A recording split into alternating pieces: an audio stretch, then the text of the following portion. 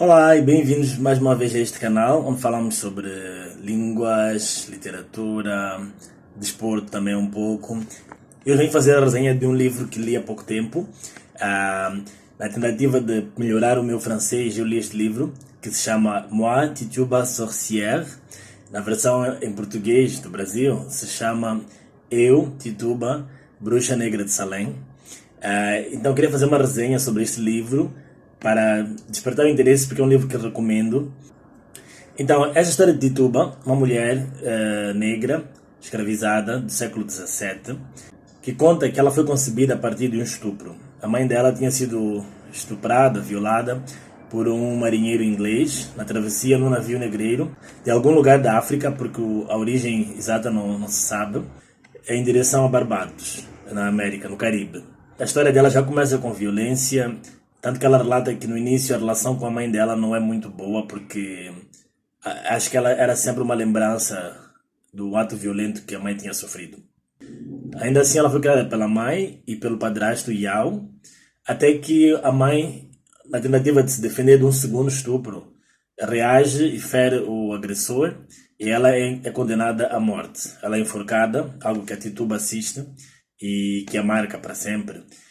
E tempos depois ela perde também o padrasto e vira órfã, já que o pai biológico nunca assumiu, ela nunca teve nenhuma relação com ele.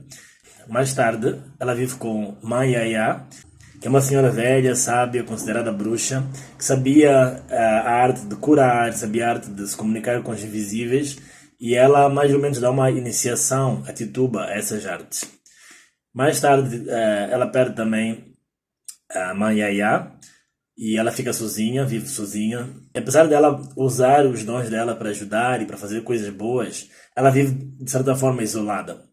Quando ela precisava de sair de casa para comprar alguma coisa, para arranjar alguma coisa, as pessoas ficavam assustadas com ela, isso a choca, né? Deixa ela surpresa e confusa, né? Porque que as pessoas têm medo dela? É porque ela era considerada bruxa já desde cedo, desde a adolescência. Mas nesses passeios, uma vez ela acaba conhecendo o John Andian, que é um homem também escravizado, por quem ela se apaixona loucamente. Então ela, inicialmente, né, ela tinha uma imagem de si mesma que vinha dos outros, né? Ela pensava que era uma mulher feia, uma mulher assustadora, e que nunca poderia talvez encontrar alguém para amar. Mas ela conhece John Indian e, entretanto, ela conseguia se comunicar. Ela aprendeu a comunicar com os mortos, né, com os invisíveis. E ela conseguia comunicar sempre com a mãe, a Bena, com a qual a relação até melhorou depois da mãe ter morrido, com a mestra dela, a mãe Yaya, e também com o padrasto, Yao. Então esses três seres, essas três figuras tornam-se guias dela, né? E quando ela conheceu o John Indian, as duas mulheres invisíveis meio que alertaram ela que talvez não fosse a melhor ideia, que esse homem traria para ela sofrimento. Ainda assim, ela não seguiu os conselhos e, para ficar com John Andian, ela teve que abdicar da sua própria liberdade. Como ela vivia isolada, sozinha, ela acabava sendo livre, mas o John Andian pertencia a uma mulher velha e amarga que, antes de morrer, vendeu a um outro mestre, a um padre que queria abrir a sua igreja nos Estados Unidos, em Boston. E a Tituba preferiu abdicar da sua liberdade para ficar casada com John Andian, e mudaram-se então todos para Boston, onde estavam sob a tutela deste homem rigoroso, opressor, que queria a todo custo conduzir uma igreja. Em Boston ele não conseguiu e acabaram por se mudar para Salem. Lá em Salem ele conseguiu dirigir uma paróquia. Entretanto, ele tinha duas filhas. Começaram depois de um tempo a agir de forma estranha, reclamavam de dores, de tempos em tempos pareciam que elas estavam em transe, como se elas tivessem sido possuídas. Até que o médico diagnosticou que elas tinham sido enfeitiçadas. No mesmo tempo, várias pessoas em Salem eram acusadas de bruxaria, e a Tituba foi uma das primeiras acusadas. Ela foi presa durante muito tempo sem saber qual seria o resultado do seu julgamento, sem poder se defender.